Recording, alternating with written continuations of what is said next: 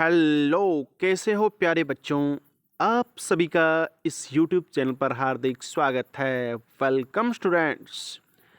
प्यारे बच्चों, कक्षा 12 के इतिहास विषय की व्हाट्सएप क्विज है ये, जो साप्ताहिक शनिवार को जारी होती है। अब पिछले ही शनिवार को यानी 4 सितंबर को जारी हुई है और आगामी 10 सितंबर तक आप इसे हल कर सकते हैं ऑनलाइन। बच्चों, आपको ये हल करनी बहुत ही ज़रूरी है। यानी क्लास 12 हिस्ट्री क्विज अभ्यास 4 सितंबर से 10 सितंबर क्विज को हल करना जरूरी है और अच्छे ढंग से करना है। सही सही उत्तर आपको डालना है बच्चों। आप इस वीडियो का सहयोग ले सकते हैं बच्चों, क्योंकि बच्चों जो आगामी आपके परीक्षा के अंदर कुछ मार्क्स वगैरह जोड़े जाएंगे वो इन्हीं क्विज के आधार पर जोड़े जाएंगे, क्योंकि आपका पहला और दूसरा टेस्ट नहीं हुआ है, फर्स्ट और सेकंड टेस्ट नहीं हुए, तो आपको इस क्विज को जरूर हल करना चाहिए बच्चों।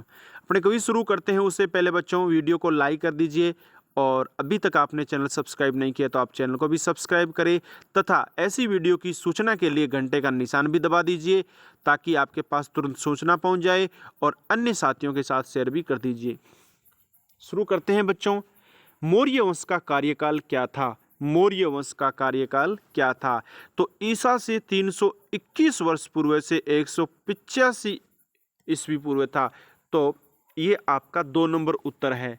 ईसा से 321 वर्ष यानी ईसा से 321 वर्ष पूर्व से 185 वर्ष पूर्व तक मौर्य वंश का कार्यकाल था।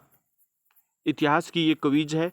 मौर्य वंश, शुंग वंश, इन्हीं के बारे में यहाँ पर चर्चा की गई है। नंद वंश। अगला सवाल देखिए बच्चों, अगला सवाल क्या है? नंद वंश का अंतिम शासक कौन था? नंद वंश का अंतिम शासक कौन था? बिंदुसार, अशोक, धनानंद, चंद्रगुप्त। कौन था? धनानंद। ऑप्शन नंबर 3 क्या है? धनानंद। यानी नंद वंश का अंतिम शासक धनानंद था बच्चों। आगे बढ़ते हैं अगले सवाल की तरफ बच्चों। अगला सवाल क्या आपका? शुंग वंश की स्थापना किसने की थी? शुंग वंश की स्थापना किसने की थी? धनानंद, कनिष्क, बिंदुसार, पुष्यमित्र। किसने की थी बच्चों? पुष्यमित्र ने की थी। आपका चौथा उत्तर है। आगे बढ़ते हैं बच्चों अगले प्रश्न की ओर। अगला प्रश्न क्या है आपका?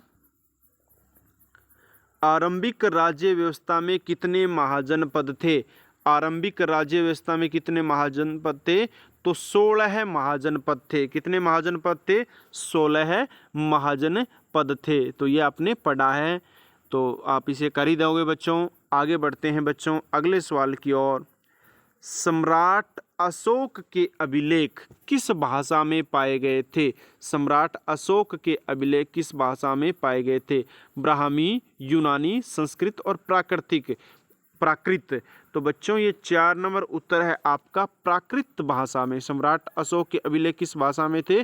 प्राकृत भाषा में मिले हैं। अगले सवाल की तरफ बढ़ते हैं बच्चों। अगला सवाल आ गया, इनमें से कौन मौर्य साम्राज्य के प्रमुख राजनीतिक केंद्रों में से नहीं थे? तक्षशिला था, उज्जैनी था, पाटलिपुत्र था, लेकिन ये जो अवध है आपका ये नहीं था भाई। मौर्य साम्राज्य का प्रमुख राजनीतिक केंद्र अवध नहीं था। पाटलिपुत्र तो राजधानी थी मौर्य साम्राज्य की। आगे बढ़ते हैं बच्चों, ये 2 नंबर हो ही गया उत्तर। आगे बढ़ते हैं अगले सवाल की तरफ।